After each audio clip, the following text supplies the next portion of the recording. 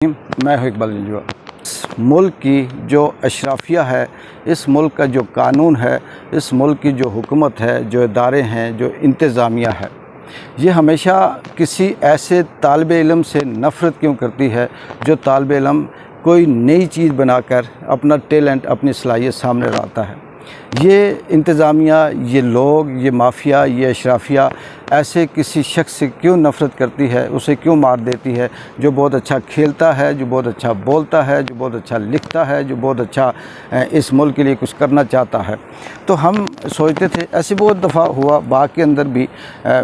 بعض دفعہ اسکولوں کے بچے اگر کچھ چیز بنا دیں تو وہ بجائے اسے اپریشیٹ کرنے کے اسے کالج یا یونیورسٹی سے نکال دیا جاتا تھا، اور ماضی میں اس کی مثالیں ہمارے سامنے ہیں۔ اصل میں یہ جو غلاموں کا ملک ہوتا ہے، جو غلاموں کی قوم ہوتی ہے، وہ کبھی بھی کسی ایسے شخص کو آگے نہیں آنے دیتی جو تیز ہو، ذہین ہو، لائق ہو اور قابل ہو، کیونکہ انہیں پتہ ہوتا ہے کہ ایسے لوگ اگر اس ملک کے اندر آ جائیں تو پھر ہماری جو دال دلیا ہے یہ نہ بکے گا، نہ گلے گا، اور نہ ہمارا نظام چلے گا۔ اسی نظریے کو یہ سامنے رکھ کر ملک کے اندر، اداروں کے اندر بہت سے ایسے ادارے ہیں، اسکول ہیں، کالجز ہیں، یونیورسٹیز ہیں، پرائیویٹ ہوں یا سرکاری ادارے ہوں۔ اگر کوئی بہتری لانا چاہتا ہے ملک کے لیے یا کسی حوالے سے ادارے کے لیے تو اس کو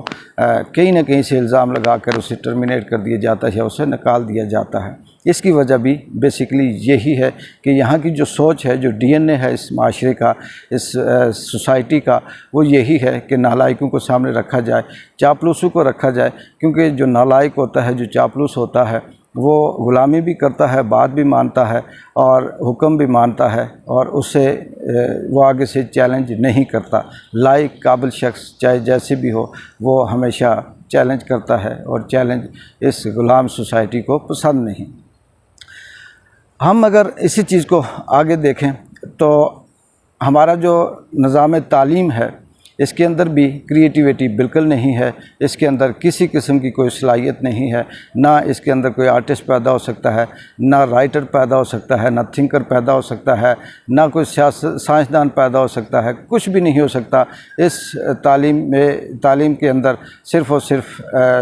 میر جعفر، میر صادق پیدا ہو سکتے ہیں، جھوٹ، کرپٹ لوگ پیدا ہو سکتے ہیں، دشمنی کرنے والے پیدا ہو سکتے ہیں، چغلی کرنے والے پیدا ہو سکتے ہیں۔ باقی اس تعلیم کے اندر آپ کو 2 وقت کی روٹی کے لیے نوکری کرنے والا 25 سے 30 ہزار کمانے والا شخص مل سکتا ہے، لیکن کوئی جینیس شخص آپ کو نہیں ملے گا۔ اگر کوئی جینیس شخص ہوگا تو یا وہ بے روزگار ہوگا، یا قسم پرسی کی زندگی گزار رہا ہوگا، یا حالات سے تنگ کہیں دور کسی جگہ پہ تنہائی کی زندگی گزار رہا ہوگا۔ اس کی وجہ بھی یہی ہے کہ یہ سوسائٹی ایسے قابل شخص کو قبول نہیں کرتی۔ اب ہم اسی چیز کو آج کے جو دور چل رہا ہے سیاست کا، اس کے اندر دیکھیں تو پاکستان میں 75 سالوں سے جو حکومتیں آتی رہیں، برائے نام سیاستدان ان کو کہتے رہے، اسمبلی کے اندر وہ بیٹھتے رہے، اربوں خربوں کے حساب سے مراتب لیتے رہے، پروٹوکول لیتے رہے، لیکن ان کا کام ایک پی این سے زیادہ نہیں تھا۔ پانی کا ایک گلاس پچ پہ رکھ کر بادشاہ سلامت کو پیش کرنے سے علاوہ ان کے پاس اختیارات نہیں تھے، اور نہ اس وقت تک ہیں۔ اور وہ اس لیے بادشاہ سلامت کو پسند تھے کہ انہیں پتہ تھا کہ ہم جب چاہیں ان کا کان پکڑ کر ان کو یہاں سے ہٹا دیں، کسی دوسرے غلام کو یہاں لے کر آئیں اور اس سے کہیں کہ تم ہماری خدمت کرو۔ جب وہ تھوڑا سا سمجھتا تھا اور اکڑنے کی یا سوال و جواب کرنے کی کوشش کرتا تھا، اس غلام کو ہٹا کر پھر ایک اور غلام کو لگا دیا جاتا تھا۔ پاکستان دنیا کا وہ واحد ملک ہے جس کے اندر ایک الیکشن کے بعد 5 سال کی مدت ہے، جو اسمبلی ہے اس کو پورا کرنے کی سیاسی جو مدت ہے، لیکن کسی بھی حکومت نے 75 سالوں میں آج تک 5 سال پورے نہیں کیے۔ یہ بہت بڑا سوالیہ نشان ہے، اور اس سوالیہ نشان کے پیچھے سارے جواب چھپے ہوئے ہیں کہ کیوں نہیں پورا کرنے دیا گیا۔ اس لیے نہیں کرنے دیا گیا کہ یہ غلام تھے، اور جس غلام نے ذرا سا آواز اٹھانے کی کوشش کی اس کو انہوں نے ہٹا دیا۔ اور دوسری جو ٹرک ہے ان کے پاس، اس ملک کے جو بادشاہ ہیں ان کے پاس، وہ یہ ہے کہ چاہے وہ عدلیہ ہو، اسٹیبلشمنٹ ہو، حکومت ہو، سیاستدان ہو، ان کو یہ ایسا کرتے ہیں کہ دوران सर्विस दौरान ड्यूटी उनको लालचें देते हैं, उनसे करप्शन करवाते हैं, उनसे चोरी करवाते हैं, उनसे दो नंबरी करवाते हैं, उनसे झूठ बुलवाते हैं, उनसे जितने गैर कानूनी काम होते हैं, गैर आइनी काम होते हैं वो करवाते हैं, गैर इखलाकी गैर मजहबी काम करवाते हैं, और वो सारा रिकॉर्ड इनके पास होता है और बाद में फिर उनको वो ब्लैकमेल करते हैं। खैर करते करते 75 सालों में 25 करोड़ आवाम में से 2 से 3 हज़ार के जो थिंक टैंक बैठा हुआ नाम नहाद किस्म के असम्बली के अंदर, इनमें से एक इमरान खान भी सामने आया, और जो इस वक्त 26-27 साल से मुसलसल मेहनत करता हुआ घसीटता उस जगह तक पहुंचा जहां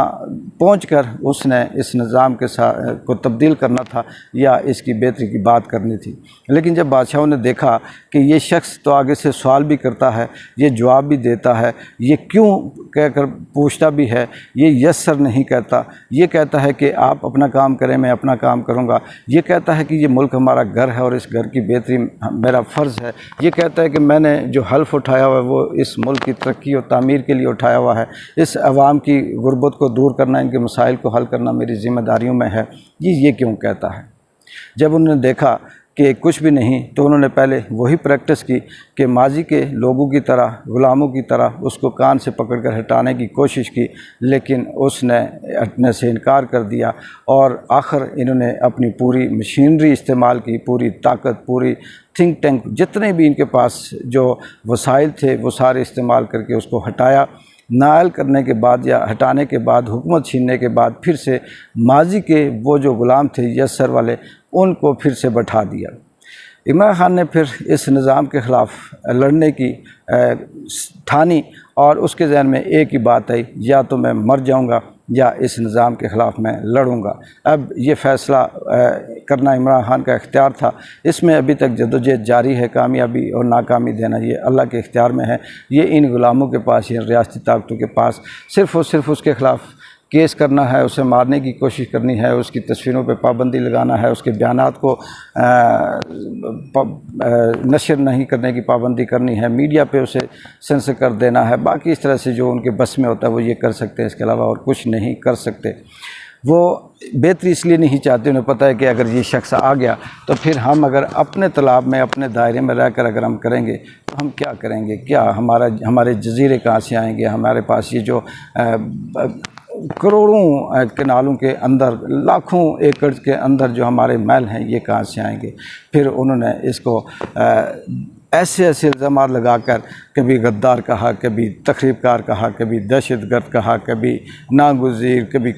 कुछ कहकर उसे बदनाम करने की कोशिश कर रहे हैं। लेकिन दूसरी तरफ एक ज़ात अल्लाह की भी है जो मुसलसल देख रही है, और उसे पता है कि अगर किसी शख्स के अंदर सलाहियत दी हुई है, किसी शख्स से अगर मैंने काम लेना है तो मैंने काम कैसे लेना है। अल्लाह ताला जिस शख्स को चुन लेता है कि इस शख्स से मैंने ये तब्दीली लानी है, इस शख्स से मैंने ये काम लेना है, उसके लिए फिर चाहे समंदर हो, दरिया हो या जो भी हो, जब वो दरियाओं के अंदर जाता है तो दरिया खुश्क हो जाते हैं, रास्ते बन जाते हैं, समुद्रों से वो निकल आते हैं, और अल्लाह ताला फिर उसे कामयाब करके बाहर रखते हैं। देखने में बहुत मुश्किल होता है, लेकिन अल्लाह ताला हमेशा, माजी के अंदर भी इसी तरह से हमने देखा कि बहादुर और जदोजहद करने वाले शख्स की ही कामयाबी रही है। अगर कहीं ना कहीं ये ताकतवर हल्के कामयाब हो भी जाते हैं, ये रियासत अगर कामयाब हो भी जाती है, तो तारीख़ में हमेशा इनको गद्दार और बददियानत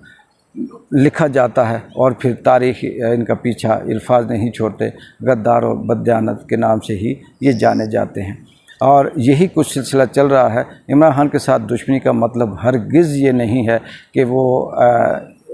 किसी तरह से नालायक है या उसे सियासत नहीं आती या मुल्क चलाना नहीं आता। असल इमरान खान के साथ दुश्मनी की वजह यह है कि वो लायक है, वो मकबूल है और अवाम उससे मोहब्बत करती है, उससे असल चीज़ समझ आ चुकी है। वो ये नहीं चाहता कि इन ग़ुलामों की ग़ुलामी करके यस सर कहे, वो ये चाहता है हर डिपार्टमेंट अपना अपना काम करता रहे। तब तक के लिए इजाज़त दें। अल्लाह हाफ़िज़।